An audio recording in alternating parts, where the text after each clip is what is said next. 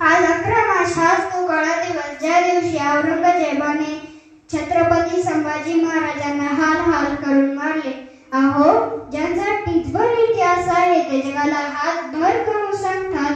आपल्या राजाचा एवढा आभार इतिहास आहे, पण आज आपण तो सांगताना कमी पडताय.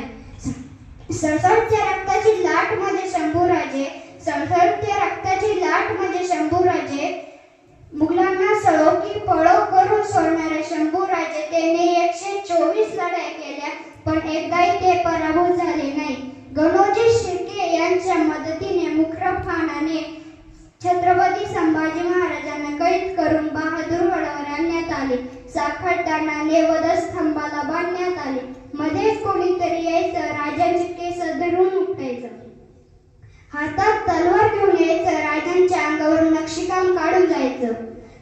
लाल गुंद साळे राजांचे डोळे उपसून काढण्यात आले व जगदंबा जगदंबा म्हणणारी जीव व ऐकणारे कान कलम करण्यात आले.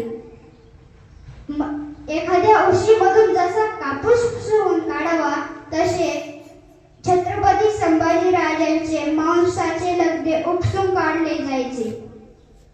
डोक्याच्या केसापासून ते पायाच्या नखापर्यंत सर्व अंगाची कातडे ते औरंग्याने सोलून काढली.